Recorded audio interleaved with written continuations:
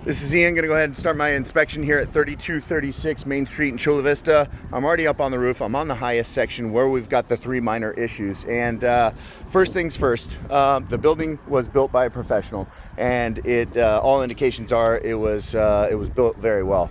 We've got coping metal, which is basically the cap on the parapet wall. That's all in great shape and was professionally installed. Doesn't look like there's any exposed fasteners. Sometimes there's fasteners on top of it, and then water will sit on those fasteners and create issues. We like it to be fastened on the side because then it has less chance of water building up. We do see some fastening issues on the back. I'll get to that in just a minute.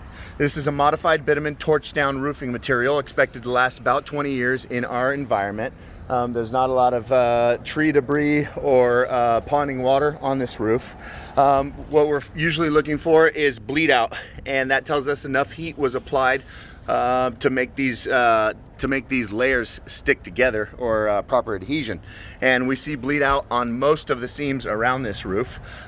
We got counter flashing here that's properly installed, so as water runs down the stucco, its counter flashing comes up on top of the roofing product. That all looks good.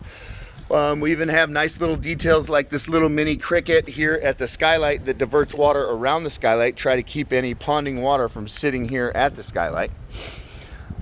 This is one little minor issue. Not sure what this conduit does.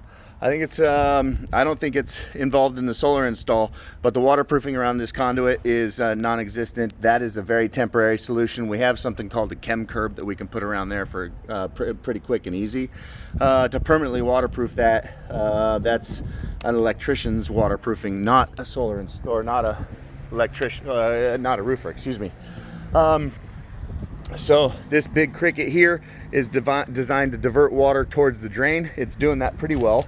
Anytime we see this granule build up, that tells us that water is sitting there until it dries. And so there is some ponding along each side of this cricket, but it's not terrible, and it's very normal for that to happen. We do see a little bit of wear and tear right here on the roofing product, most likely from the solar installers working there. Very hard to pinpoint exactly what's causing the leak, but it is very normal to have a leak around the drain.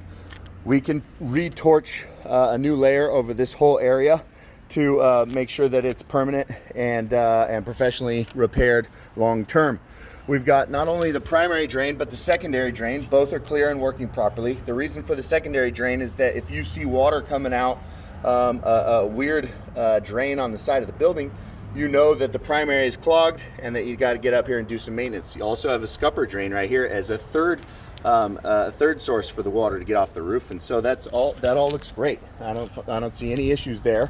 There's just some little tiny area where the water's getting in, but in general, no, this roof is in good shape. The solar install is professional. For the most part, they did a good job. I like the system that they use. It's called ballasted, and so there's very few actual spots where they had to penetrate or lag bolt anything through the roofing product. It is just the solar system is on these rack systems that's weighted with these blocks, so it adds extra weight, but that's not creating the issue. So I don't see any major issues with the solar install.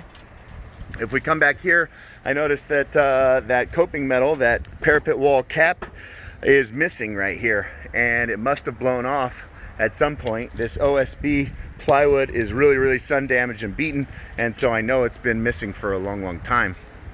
Looks like it's been off of there for years. I look down at this lower section over here. Let me work my way over here. We've got the worst ponding right there along that cricket. You can see that green growth, and so we know a lot of moisture sits there.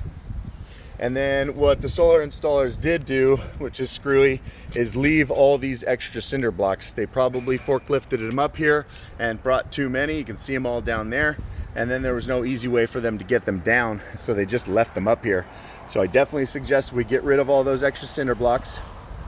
Now, if we wanted to do some preventative long-term maintenance on this roof, I would suggest that we do what's called an elastomeric coating.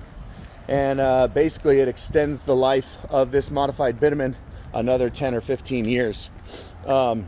basically this roof is still in good condition, and the elastomeric coating will preserve it and make sure that it lasts, that it continues to last.